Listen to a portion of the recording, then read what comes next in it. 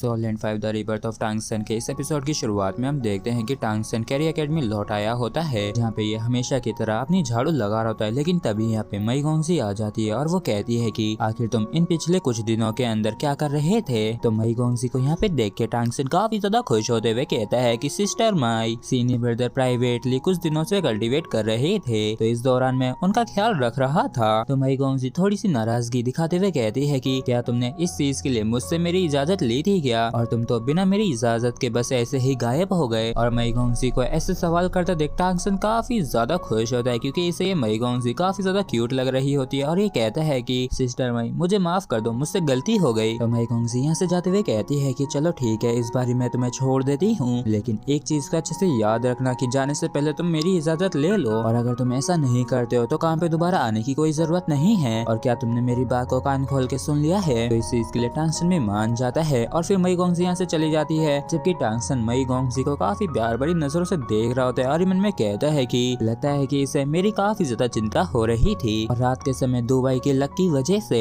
चेंगजी और गुली जो होते हैं उन्होंने 6 रैंक पे ब्रेक थ्रू कर लिया होता है। जबकि टांग सन खुश होता है, मन में कहता है कि चलो अब मुझे भी एडवांस होने की तैयारी शुरू कर देनी चाहिए। और ऐसे ही अगला महीना काफी शांति पूर्वक गुजर जाता है। और जब मई गोंगजी कहीं से गुजर रही होती तभी टांग सन अचानक से इसके सामने अपीयर हो जाता है, जिसे देख के ये हैरान होती है और मन में कहती है कि आखिर आज टांग सन यहाँ पे क्यों आया। और जैसे मई गोंगजी इसके बाजू से गुजरती है तो टांग सन तुरंत ही एक पेपर बॉल को मई गोंगजी की तरफ थ्रो करता है, जिसे मई गोंगजी कैच कर लेती है और चुपचाप चली जाती है। और जब ये टांग सन से थोड़ी दूरी पे आ जाती है तो ये उस शीट को खोल लेती है, और इस शीट के अंदर टांग सन ने लिखा हुआ था कि आज रात को कैंपस बंद है, तो चलो आज रात को हम अपने ठिकाने पे मिलते हैं। और टांग सन की इस शीट को पढ़ के इसे टांग सन के इरादे कुछ ठीक नहीं लगते हैं और ये मन में कहती है कि छोटे होटल में आखिर ये बच्चा वहाँ पे मेरे साथ क्या करना चाहता है। जिसके बाद हम रात के समय उसी होटल के अंदर मई गोंगजी और टांग सन को देखते हैं, जहाँ पे मई गोंगजी कहती है कि आखिर ऐसी भी क्या वजह जो तुमने मुझे यहाँ पे बुलाया है। तो टांग सन कहता है कि सिस्टर माई मेरे पास मेरी कल्टीवेशन को लेके कुछ सवाल थे, इसलिए मैं तो बस आपसे कुछ एडवाइस लेना चाहता था, क्योंकि मुझे ऐसा महसूस होता है जैसे कि मेरी जो ब्लड लाइन पावर है वो पहले ही 6 रैंक के पीक पे पहुंच चुकी है, लेकिन ना जाने क्यों अब भी मुझे वो थ्रेशोल्ड नहीं मिला है जिससे कि मैं 7th रैंक पे ब्रेक थ्रू कर सकूं। और 7th रैंक की बात को सुन के मई गोंगजी कहती है कि ज्यादातर कल्टीवेटर्स के लिए ये थ्रेशोल्ड वास्तव में काफी ज्यादा इंपॉर्टेंट होता है, और वैसे जो असलियत में हमारा ब्रेक थ्रू होता है वो हमारी ब्लड लाइन के अंदर बर्स्ट होने की वजह से होता है, लेकिन ये ब्रेक थ्रू तुम्हारी बॉडी की स्ट्रेंथ के ऊपर भी डिपेंड करती है कि क्या ये इस बर्स्ट के सामने टिक भी सकती है या नहीं। तो टांग सन कहता है कि मेरी तो एकदम ठीक है, कैसा रहेगा अगर आप मेरी मदद करें इसे चेक करने में। और टांग सन की इस बात को सुन के मई गोंगजी तुरंत ही टांग सन की तरफ देखने लगती है, तो टांग सन भी तुरंत ही भोला भाला बन के खड़ा हो जाता है और अपनी मासूमियत दिखाने लगता है। और इस चीज को देख के मई गोंगजी कहती है कि ठीक है चलो अब यहाँ पे आके बैठ जाओ। और जहाँ पे मई गोंगजी बैठी हुई थी टांग सन तुरंत ही उसके सामने जाके बैठ जाता है। तो मई गोंगजी इसके कनपट्टी पे धरते हुए गुस्से में कहती है कि मेरी तरफ मुंह करके मत बैठो, घूम के बैठो। और कनपट्टी पे पड़ जाने के बाद टांग सन तुरंत ही मुड़ के बैठ जाता है, जबकि मई गोंगजी को टांग सन को ऐसे पीट के काफी ज्यादा मजा आ रहा होता है और ये वाकई में काफी ज्यादा खुश भी होती है। जिसके बाद मई गोंगजी अपनी सारी डिवाइन मोशन ट्रांसफॉर्मेशन एनर्जी को इकट्ठा करती है और इसे टांग सन की बॉडी के अंदर फ्लो करवाने लगती है। और ये कहती है कि अब मैं अपनी एनर्जी को मेरे कल्टीवेशन मेथड के अनुसार तुम्हारी बॉडी के अंदर फ्लो करवाने वाली हूँ, जिसके लिए टांग सन भी मान जाता है। और जब ये ऐसा कर रही होती है तो ये काफी हैरान होते हुए मन में कहती है कि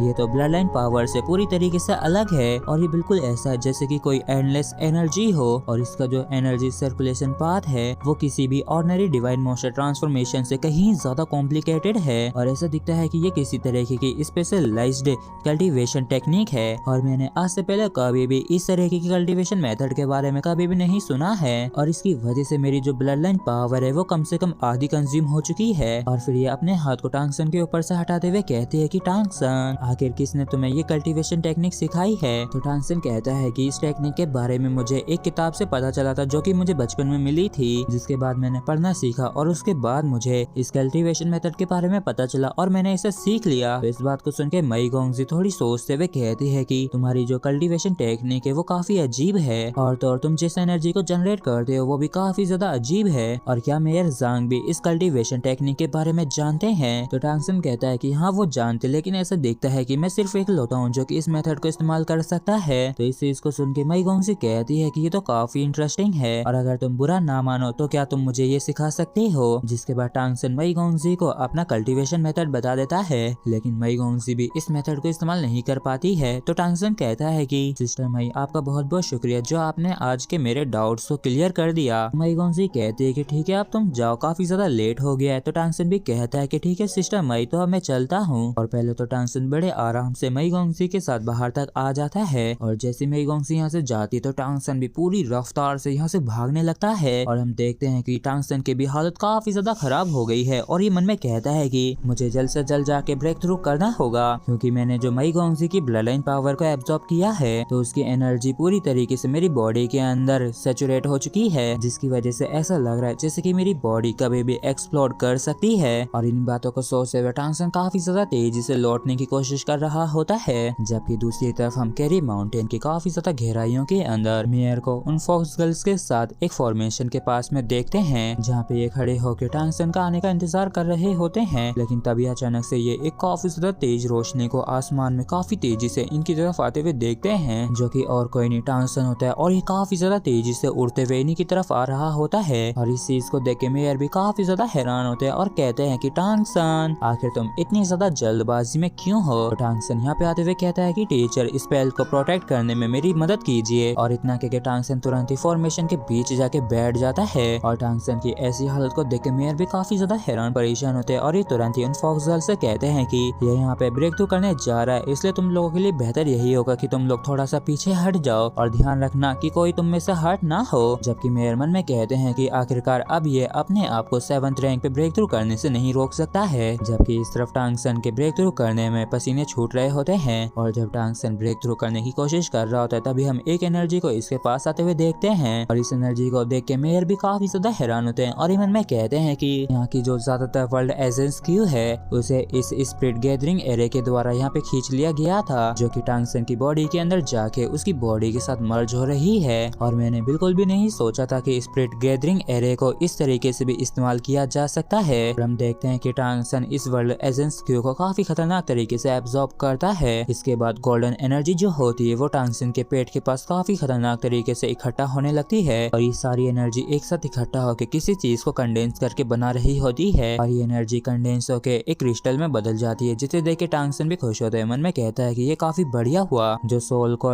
स्मूथली कंडेंस होना शुरू हो गया है और अभी मैं इसमें किसी भी तरीके की गलती नहीं कर सकता हूँ, क्योंकि ये जो फाउंडेशन है ये फ्यूचर में डिवाइन लेवल पे ब्रेक थ्रू करने के लिए काफी ज्यादा इम्पोर्टेंट है। और टांगसन को ऐसा करते हुए देख के मेयर काफी ज्यादा हैरान होते हैं और ये मन में कहते हैं कि क्या यही मिस्टीरियस हेवन स्किल है, ये तो सच में एक काफी ज्यादा पावरफुल एबिलिटी है। और टांगसन की जो ब्रेक थ्रू करने की प्रोसेस होती है ये ऐसे ही रात भर चलती रहती है और जब सुबह हो जाती है तो सूर्य उदय के समय टांगसन सन को देखते हुए पर्पल डीमन आई को प्रैक्टिस करता है, जिस वजह से इसके अंदर से काफी खतरनाक तरीके से स्पिरिचुअल एनर्जी निकलने लगती है, जिसे देख के टीचर जांग भी काफी ज्यादा हैरान होते हैं और मन में कहते हैं कि ये स्पिरिचुअल स्टॉर्म तो कितना ज्यादा पावरफुल था और आखिर कब से इसकी स्पिरिट स्ट्रेंथ इतनी ज्यादा पावरफुल हो गई और यहाँ तक कि मुझे भी इस घबराहट से महसूस होने लगी है। अरे वो तो एक हेवनली फॉक्स फैंटम है, लेकिन ये वैसी नहीं है जैसे कि दुबई की थी, बल्कि ये तो उससे थोड़ी सी अलग है। जिसके बाद हम टांगसन की बॉडी के अंदर हेवन एंड अर्थ की जो ब्रिज होती है उसे कनेक्ट होते हुए देखते हैं और जो सोल कोड डेंटियन के अंदर होता है, जबकि स्पिरिचुअल कोड स्पिरिचुअल सी के अंदर होता है, तो ये कन्वर्स होकर गोल्डन स्पिरिचुअल कोर में बदल जाते हैं और इस तरीके से टांगसन स्पिरिचुअल कोर को सॉलिडिफाइड करने में कामयाब हो जाता है। जिसके बाद हम टांगसन के सिर के ऊपर किसी तरीके की एनर्जी बॉल को देखते हैं, जिससे जो कंसोनेट हेवनली आई होती है वो इवॉल्व होकर 5th रैंक पे पहुंच जाती है और जब हेवनली फॉक्स आई 5th रैंक पे इवॉल्व हो जाती है, जिसके बाद टांगसन तुरंत ही गोल्डन पैंक ट्रांसफॉर्मेशन को 6th रैंक पे इवॉल्व कर देता है, जबकि टाइम ट्रांसफॉर्मेशन को 6th रैंक पे। और टांगसन को ऐसा करते हुए देख के मेयर भी काफी ज्यादा हैरान और खुश होते हैं और मन में कहते हैं कि